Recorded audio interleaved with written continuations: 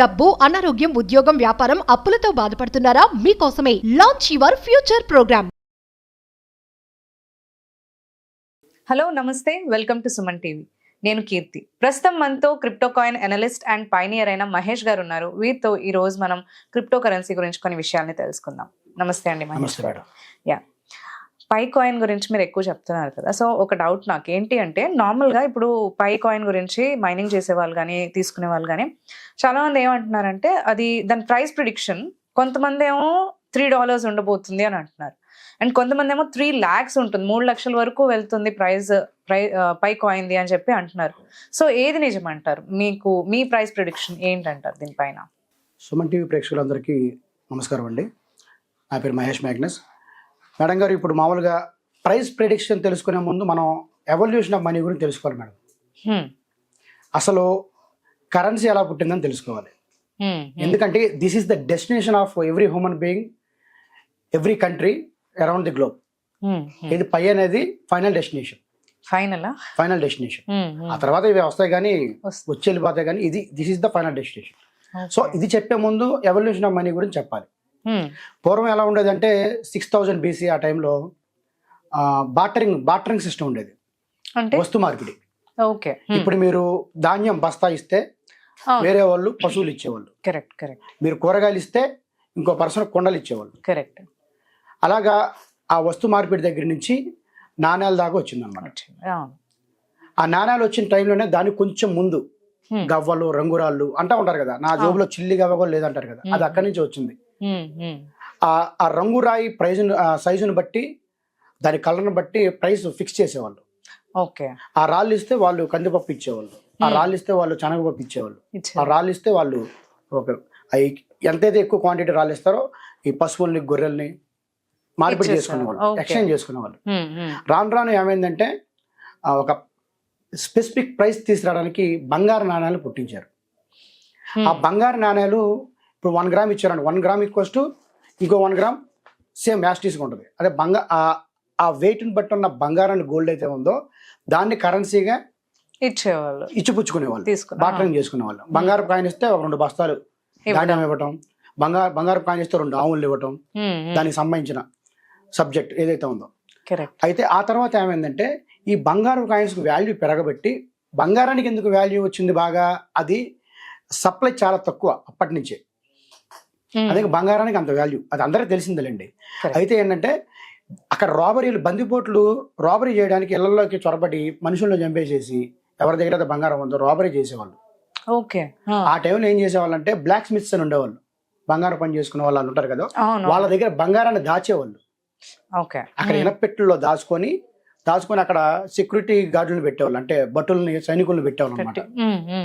అప్పుడు ఎవరైతే black Smith ఉన్నారో అతను వచ్చేసి ఒక పేపర్ మీద 1 kg బంగారం అనుకోండి, నేను 1 kg బంగారం, మహేష్ kg బంగారం అని ఒక నోట్ మీద స్టాంప్ వేసి ఇచ్చేవాళ్ళు.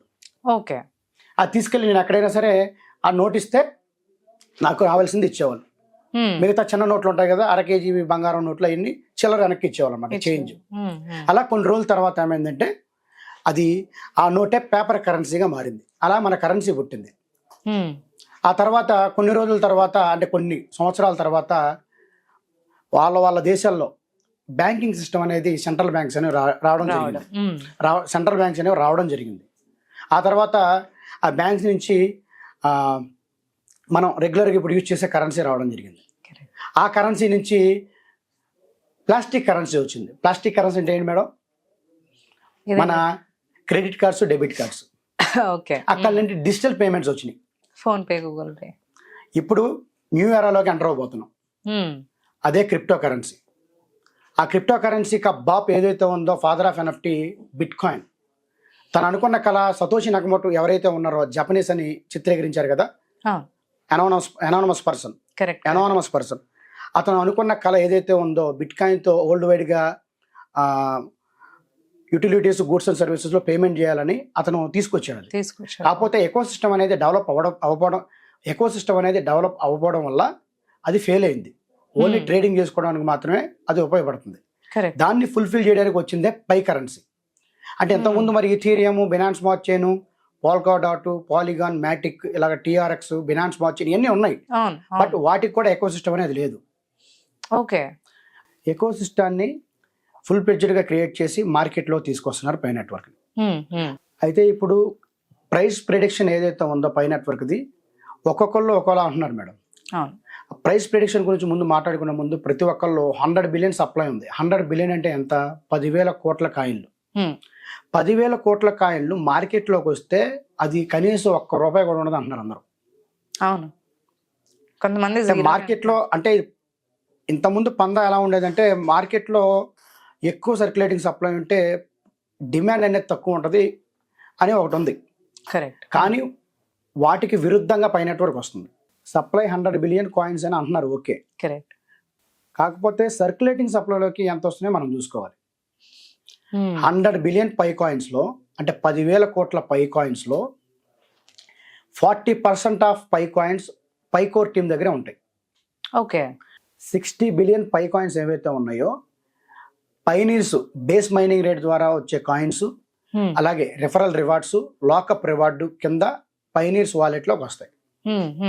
రేపు మెయిన్ నెట్కి అప్రాక్స్ నా ఐడియా ప్రకారం అన్ని సోర్సెస్ నుంచి నేను స్టడీ చేసి చూస్తే ఒక 5 to 10 బిలియన్ పై కాయిన్స్ మాత్రమే మార్కెట్లోకి వస్తున్నాయి. ఓకే. ఎన్ని కాయిన్స్లో? 10,000 కోట్ల కాయిన్స్లో ఒక 1,000 కోట్లు మాత్రం బయటకు వస్తున్నాయి. 10,000 కోట్లలో 1,000 కోట్లు బయటికి వస్తున్నాయి. ఎందుకంటారు అలా? ఎందుకంటే చాలా వరకు పైనీర్స్ మైనింగ్ చేసిన కాయిన్స్ పై కాయిన్స్ ఏవైతే ఉన్నాయో అవి లాకప్లో ఉంటున్నాయి. ఆ లాకప్ 2027లో రిలీజ్ అవుతున్నాయి. ఓకే. ఓకే. మళ్ళీ ఇప్పుడు ఈ పై కాయిన్స్ మళ్ళీ ఎక్స్చేంజెస్లోకి వెళ్ళాలి. ఓకే. డియాప్స్ తీసుకొస్తున్నారు, డియాప్స్లోకి వెళ్ళాలి.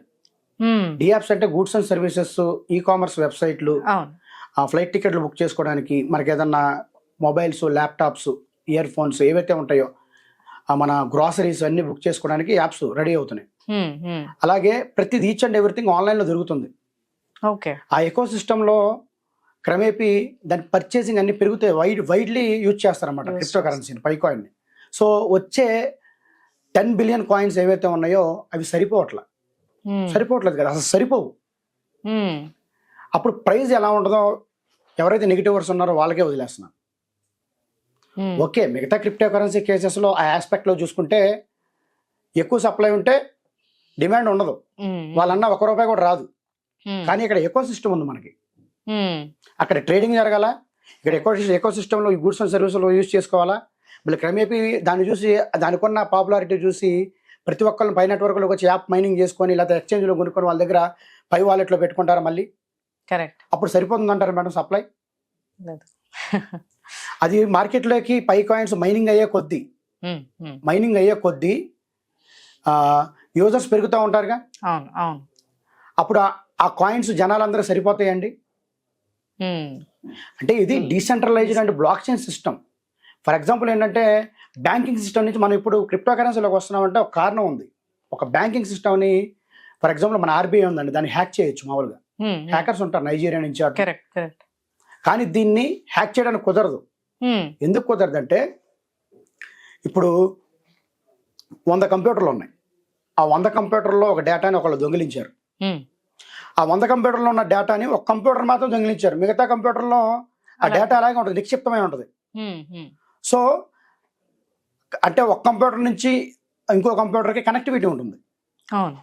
వాడు డేటా దొబ్బేసినా సరే, దొంగిలించినా సరే నష్టమేమి లేదు. మన డేటా మన దగ్గరే ఉంటుంది, వాడు నాలుగు తీసుకోవడానికి పనిచేయదు. సెంట్రలైజ్డ్ సిస్టమ్స్ ఎలా ఉంటుందంటే ఆ డేటా ఒకటే ఉంటుంది, కాపీ పేస్ట్లు ఏమి ఉండవు. బ్లాక్ చైన్ అంటే connectivity to other multiple systems. Correct. అలాగా డీసెంట్రలైజ్డ్ అన్నమాట. డీసెంట్రలైజ్డ్ అంటే ఏంటి? ఆల్రెడీ సెట్ చేసి వదిలేశారు, దాంట్లో మధ్యలో దూరాలు ఉండవు. అది ఆటోమేటిక్గా సిస్టమ్ ఆపరేట్ చేసుకుంటుంది అనమాట. కరెక్ట్. సో అందరం సెక్యూరిటీ పర్పస్ ఇప్పుడు మన బ్లాక్ చైన్లోకి క్రిప్టో కరెన్సీలకు వస్తున్నాం. ఆ క్రిప్టో కరెన్సీలో హైలైట్ ఏదైతే ఉందో ది బెస్ట్ క్రిప్టో కరెన్సీ అంటే it's just not a crypto currency, it's a global payment method. So price మీరు వాళ్ళకే వదిలేస్తున్నారు అన్నారు, మీ ప్రిడిక్షన్ ఏంటి? అసలు ఎంత వెళ్తుందని మీరేమనుకుంటున్నారు? మేడం, నేను తీసుకున్న సోర్సెస్ ఏవైతే ఉన్నాయో, నేను స్టడీ చేసిన విధానాన్ని బట్టి ప్రైస్ అనేది $1 నుంచి $3,140 దాకా ఉంటుంది. ఓకే. $1 to $3,140 140. లేదా $1 to $10 లేదా $10 to $314 ఇలా ఉంటుంది. కాకపోతే నేను పైనీర్స్ అందరికీ చెప్పేది ఏంటంటే వ్యూయర్స్కి పైనీర్స్కి ఎక్కువ హోప్ పెట్టుకోవద్దు. జస్ట్ మీరు $1 ఫిక్స్ అవ్వండి. ఫ్రీగా మైనింగ్ చేసిందే కదా, $1 మీద ఫిక్స్ అవ్వండి. ఇంకా హైలైట్ అయితే మనమే ఆనందపడేది. ఓకే అండి, thank you. Okay madam, thank you.